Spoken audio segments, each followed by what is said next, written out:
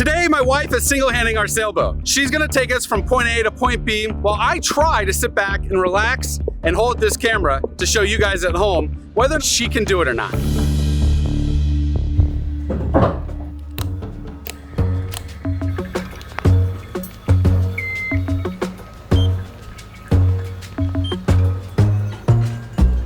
The wind is in my favor today. It's directly behind us, so we're untying all the lines now, and then I'm gonna drive straight and then pivot and then head on out of here, and we should be good.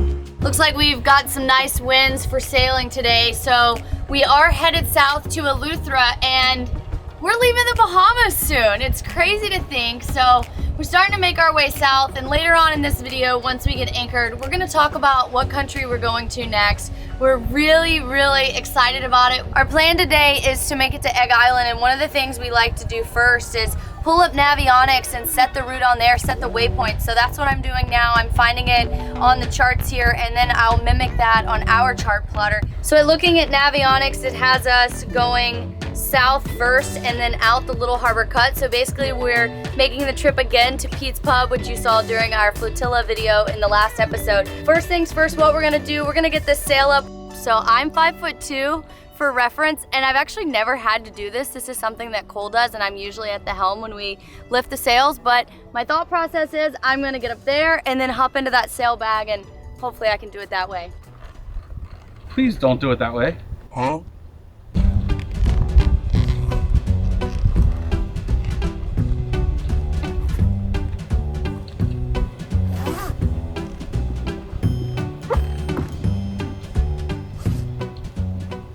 That was tricky. I had to get every bit of tiptoe from my tippy toe to reach up there and open up the sail bag. If it wasn't for our life raft being there, I wouldn't have been able to get it started. So I guess the moral of the story is I'm thankful to have Cole on board with me. So now I'm going to turn into the wind. We always like to set our tracks when we're putting up the sail.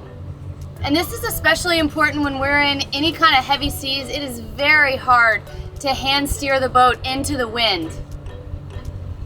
So just a good common practice that we set our waypoint directly into the wind. So then that gives me two hands that I can use for managing the lines at any point in time. All right, so I've got my waypoint set now. I'm gonna wrap the main halyard. I've got my brakes open on my downhaul and my two reefing lines. I would say, are you ready? But I'm doing this by myself, so there's no one to respond to me. So I guess I'm ready. It's important that I pull these lines out of the bag, my reefing lines and my downhaul line, which is this red line, because it'll get really tight. I'm not even sure if that's really what it's called, if it's the downhaul. It's what we use to pull the mainsail down when we go to take it down. So I'm also going to be really careful here and watch my lazy jacks, because I don't want the sail to get caught in it. And it looks like that's about to happen, so I need to turn just ever so slightly. Actually, I think the wind just fixed it. All right, watch this line, it's starting to get tangled.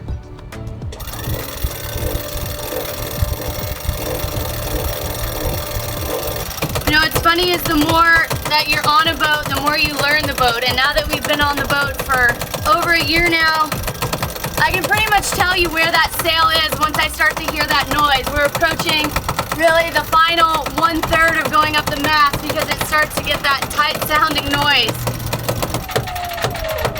All right, we are at the top. Now what I'm gonna do, I'm gonna close the brakes on my downhaul and my two reefing lines. Pull those tight so they're not swinging around. And now, I'm gonna get on course. And then I'll get ready to pull the head sail out shortly after that. So I'm making us a little bit of brunch since it is 11 o'clock. This is a different day for me. I'm having to really focus and tell myself, okay, you can't do it. You have to let Emily do it.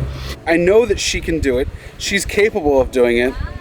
But it's just so easy for me to grab a hold of the helm and take charge, or to navigate. That's what I enjoy doing, just as much as she enjoys telling these stories and doing all the editing. I love filming, but when it comes down to sitting behind a computer, it's just not me. Same goes with her. She would rather sit at the computer than sit at the helm. But unfortunately, me learning to edit is not a safety feature of our lives. Her sitting at the helm and knowing how to operate the boats certainly is exactly that. It's a safety that she has to know how to operate the boat in case something were to happen to me. So today is as much a challenge for me as it is for her, because I just have to sit back and not touch anything. So I think all I'm gonna do is put the fishing lines out as soon as we get across this bank, and hopefully we can catch dinner. Right now we are headed south toward Pete's Pub, or Little Harbor as it's actually called. But I gotta say, I do feel like we're cheating just a little bit, because you can see all the red tracks on the chart plotter. That's places we've been, and we've already made like 3 trips in this direction. So for the first leg of the trip, like, I can always be sure of where I'm going if there's red tracks through the chart plotter, because that means we've been there. That means it's safe. You always want to be on guard when you're here at the helm, but it just gives me a little more comfort knowing, okay, my boat's been there before, it's been over that territory, there's no rocks, it's deep enough, we're good. One of the crew's Abacos Bali catamarans just passed us, and the name is American Honey, which reminds me that is one of the songs that I used to love singing growing up. And you know, it just reminds me also, it's kind of a pinch me moment, like, how the heck did I end up here? Like, those of you who know me, I grew up in Tennessee, I grew up riding horses, going to the lakes in the summer, and the beach was always my favorite. And I always loved going on cruise ships and vacations on cruise ships, but never did I ever think I would end up on a boat.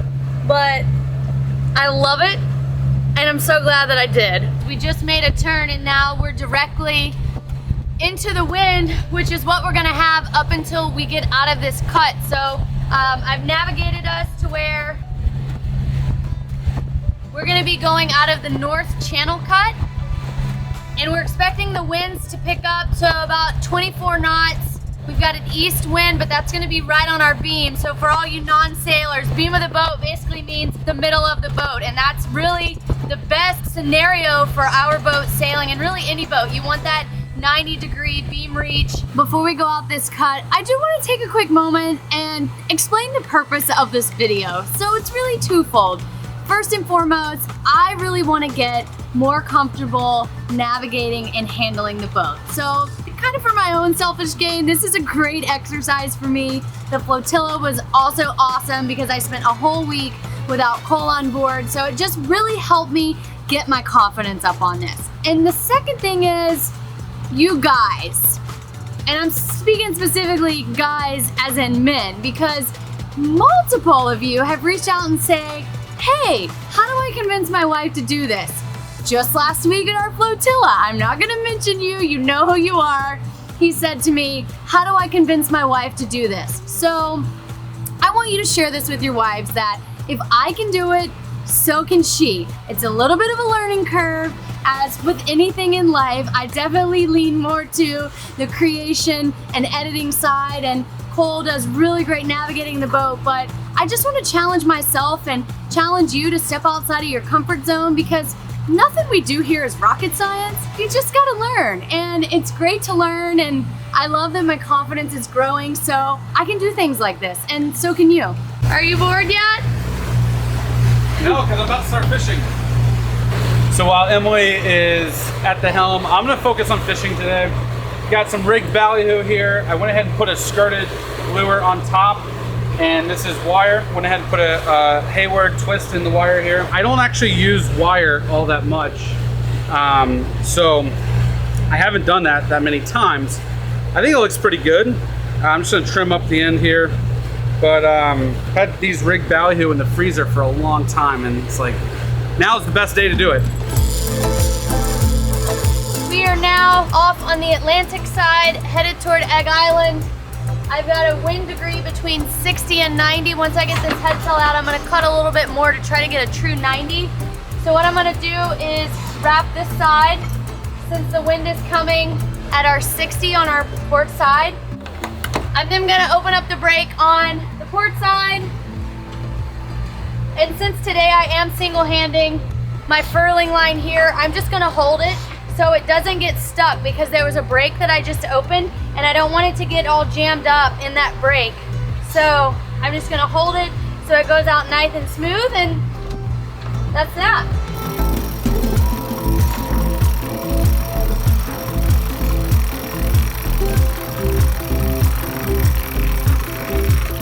Okay, so now we've got the head sail out, so the next thing I'm gonna do is trim my sails, and I'm gonna do that by looking at the tail tails. We have 3 sets of tail tails on our head sail here, and so if it's wiggling on the inside, that means I'm gonna bring it in. If it's wiggling on the outside, that means I'm gonna let the sail out. And basically, the simple explanation of that is the wind is coming over here. I wanna optimize the sail so where it's hitting the head sail and basically scooping.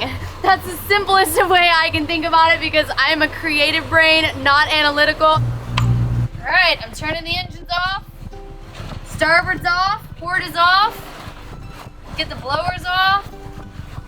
I gotta tell you guys, there's nothing quite like turning the engines off and just being under full sail power. Like I mentioned earlier, I never expected I would live on a boat. I didn't know squat about sailing before Cole said, hey, what about a sailboat? But he didn't know anything about sailing either. So it's always fun, because I feel like we're on the job training here. We're learning as we go. We still have so much more to learn, and that's the beauty of it all, is, you know, we're figuring it out, and we're figuring it out together. But to be able to turn the engines off and just to experience this, I don't think of any better freedom than I've ever experienced in my entire life. I'm gonna take my mainsail and point it that way, so it's matching the shape of my head sail, so then that will optimize to where we can get the best wind angle. Not technical by any means, but you know what? I think everyone at home, including myself, understand what you're saying, so we're gonna run with it. Another thing that is very, very, very, and I say this with bold letters, very important. You never wanna open the brake of a sail that is under pressure with your fingers in the way of a line. Now, when I get ready to wrap this and open up the brake, so what I'm gonna do, I'm gonna wrap it 3 times, and I'm gonna put it in the tongue and groove here. I think there's another word for it, but I'm calling it a tongue and groove of this winch. I'm then gonna open it, and I'm not gonna put my fingers in here, because you can and will lose a finger if you get your hand in the way of the lines, and that would be absolutely horrible. So now I'm just gonna ease this out ever so slightly. And then what I'm gonna do, I'm gonna shut that brake, and then I'm gonna tighten in on this. So then my boom isn't bouncing around up there, and that's gonna help me get a better angle.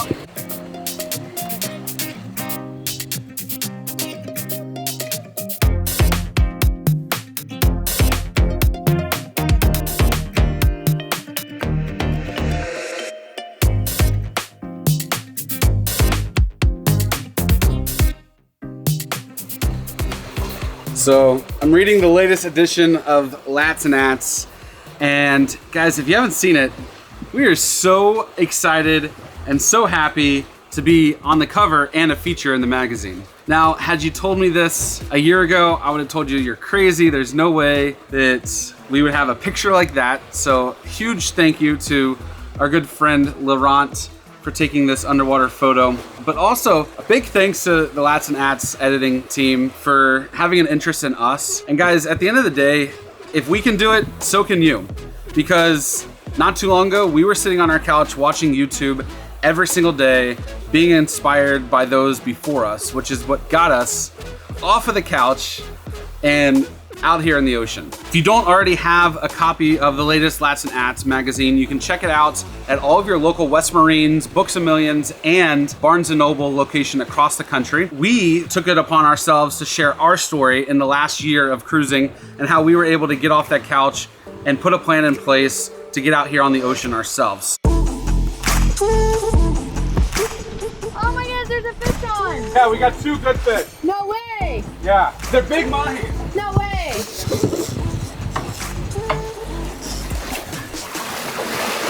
Nice work, come on baby! Come on. Dixie, back up! I don't have them good. Come on baby, you got him, you got him, you got him, you got him! Nice! This fish is gonna be tired. Oh my goodness! My arm is tired! Come on, you got it. Ah!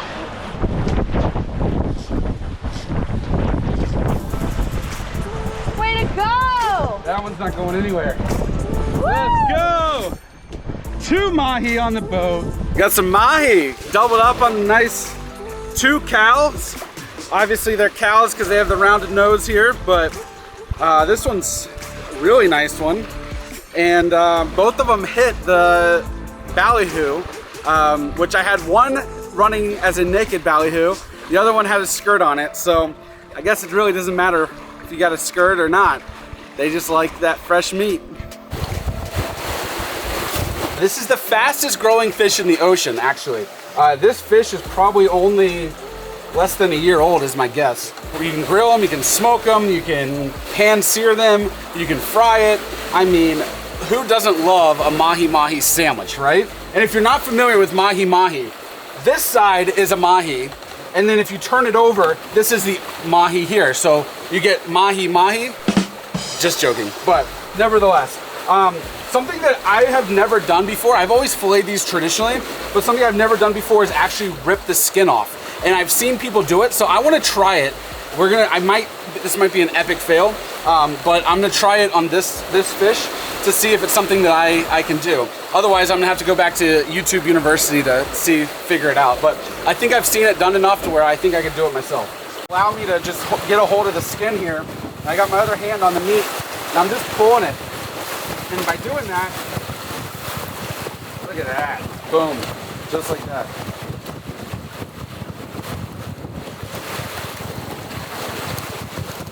All right, so I started on this fish, and pulling the skin worked pretty well, as you guys saw. But this time, I decided I'm gonna start at the tail. So I just started the skin here, and I'm actually gonna pull it to the head. And we're gonna see if I get a better result. And maybe some of you know how to do this better and give me some tips. Not that I didn't get good results the first time, but I feel like I could do a little bit better. So we're gonna try it this way. Look at that. We're just a couple nautical miles away from where we're gonna anchor tonight at Egg Island, and it has just been an absolutely gorgeous sail today. We've made good time, done about 6.5, 7 knots. Pretty much the whole time, and we've actually seen a lot of traffic out on the water today. We've passed a lot of sailboats going north back toward the Abacos, presumably because they're going to the Abacos and then staging to cross back over to the United States. We've seen even big ships, cargo ships and barges, and it's just been a busy day out on the water, but nevertheless it's been awesome, and I've really enjoyed this experience. I hope you guys have learned a little something, and if you're a woman watching this, I hope that this is inspiring for you too, and that you have that little bit of confidence that you too can be the captain of a boat. All right guys, we have almost made it to our destination. So in just a moment, I'm gonna turn the engines on, turn the boat into the wind so I can then pull in the head sail. And then while I'm into the wind, I'm gonna go ahead and drop the main, and then I'm gonna turn into the anchorage. I'm most nervous about anchoring by myself. This is gonna be the most challenging part of the whole day, and I wanna talk to you about it now because in the process of it, I'm not really gonna have time. So I have a couple of points that I want to talk about when it comes to anchoring. So you always want to anchor on the leeward side of the island. The leeward side of the island is the side that's protected from the wind, hence why it's called leeward and not windward. Now here in the Bahamas, we're looking for less than 10 feet of water. I'm gonna put out a minimum of a 6-to-1 scope. Usually we put out around 60 to 80 feet on the road, and then we put the bridle in and then pull back down on the throttles and make sure we're all tight and secured there. Having a boat with only a 4.5-foot draft is really nice in the Bahamas because it allows us to get uptight and snug in places where a lot of monohulls can't, so that's good for the Bahamas. I'm also going to be looking for a nice sandy patch of grass. Sand is the best holding because it's heavy, it's really dense, versus sand and grass or anything else. Sometimes we see in the Bahamas sand and grass mixture, and that can be a little iffy sometimes because what happens is the roots of the grass can really compromise that holding. When you are anchoring, you have to expect that you're gonna swing 360 degrees. So when you're picking out a spot, you wanna make sure you pick out a spot where you can literally swing 360 degrees, not hit any rocks, not hit any boats around you. So that's very important. All right, let's drop these sails.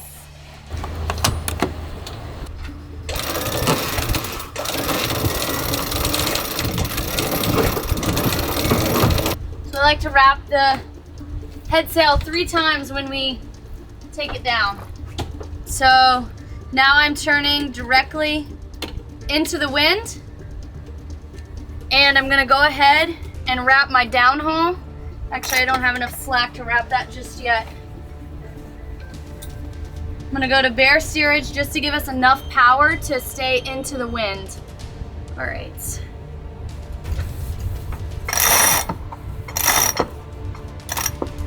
Okay, so one thing I didn't mention is I have a little bit of slack in my sheets, and that takes the pressure off the sail.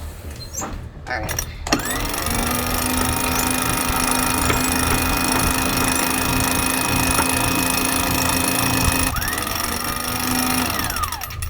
So it looks like up ahead I'm seeing some good sandy bottom, so we want to make sure we pull up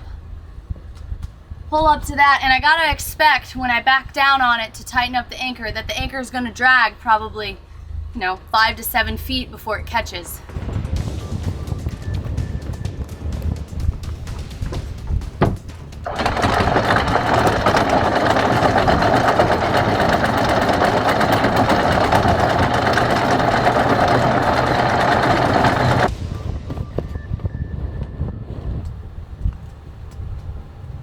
I think we're tight. Woo! We did it, guys. Glad I don't have to do that every time.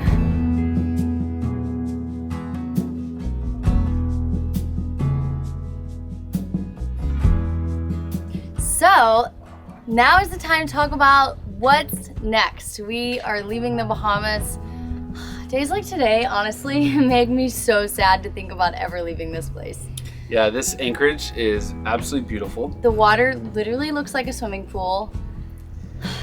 Yeah. I just love it. But we're on a mission to sail the world. And we can't sail the world if we stay in the Bahamas. Exactly. So we are heading to the Dominican Republic, which means there's not a lot of sailing there. And it's also really complicated to sail from port to port. So basically you have to check in and out of the different ports. Whereas in the Bahamas, you buy one cruising permit for 3 months or a year, and you can go anywhere in the Bahamas. So that being said, we're basically gonna put the boat up in one place and we're gonna do land stuff.